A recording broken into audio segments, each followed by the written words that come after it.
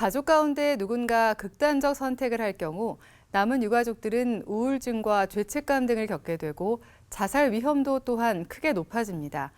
이 때문에 유가족에 대한 돌봄이 중요하게 여겨지고 있는데요. 기독교 자살예방센터 라이프호프가 자살 유가족 지원 체계 마련을 위한 토론회를 열고 국가와 지자체 차원의 보다 적극적인 지원을 요청하고 나섰습니다. 오요셉 기자입니다. 세계보건기구에 따르면 한 사람의 자살로 영향을 받는 사람은 부모와 자녀, 배우자 등 최소 5명에서 10명에 이릅니다. 한 해 약 13,000여 명이 스스로 생을 마감하는 현실 속에서 해마다 13만 명에 달하는 자살 유가족들이 발생하고 있는 겁니다. 자살 유가족들은 심리적 상실감에 더해 죄책감과 우울증 등 심각한 정신적 트라우마를 겪게 됩니다. 자살 유가족의 자살 위험이 일반인 대비 9배에 달하고 우울장애 발병 위험은 약 18배 높다는 국내외 연구 결과도 있습니다. 기독교 자살예방센터 라이프호프와 자살 사별자들의 모임 미안하다 고맙다 사랑한다는 자살 유가족 지원 체계 마련을 위한 토론회를 열고 보다 적극적인 자살 유가족 지원을 촉구하고 나섰습니다.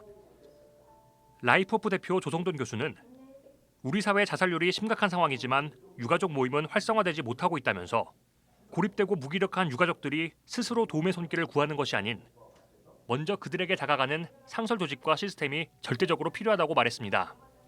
특히 특정 기관 중심의 돌봄은 한계가 있다며 유가족들이 주체가 된 당사자 운동, 자조 모임이 활성화돼야 한다고 강조했습니다. 그러니까 지금과 같이 산발적인 모임 내지는 관에서 주도해가지고 모임을 유지시켜 나가는 것, 치유해 나가는 것 이 정도에서 좀 넘어가서 상설적으로 유가족들이 모일 수 있고 유가족 중심으로 운동이 유지되어질 수 있고 치유 단계를 넘은 그 다음 단계까지도 모임들이 계속적으로 유지될 수 있도록. 미안하다 고맙다 사랑한다 운영진 강명수 씨는 유가족 입장에서 가장 필요한 것은 사회 인식 개선이라며 자살 유가족 돌봄이야말로 가장 적극적인 자살 예방이라고 강조했습니다.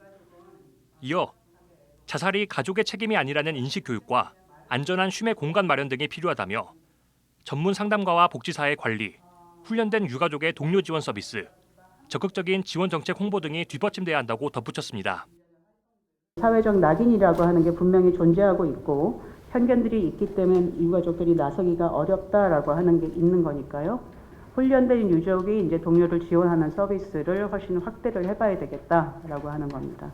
우리나라는 참 가족주의, 집단주의 문화가 많이 발달된 나라이기도 합니다. 그래서 애도 상담 계획을 개인도 개인이지만 가족 중심의 어떤 프로그램이 필요하지 않을까. 한편 이번 토론회에선 사건 직후 초기 개입의 중요성과 유가족 지원 가이드라인 마련의 필요성 등이 강조됐습니다. 또 경제적 어려움에 직면한 유가족에 대한 재정적 지원 등 현실적인 도움이 필요하다는 점도 지적됐습니다.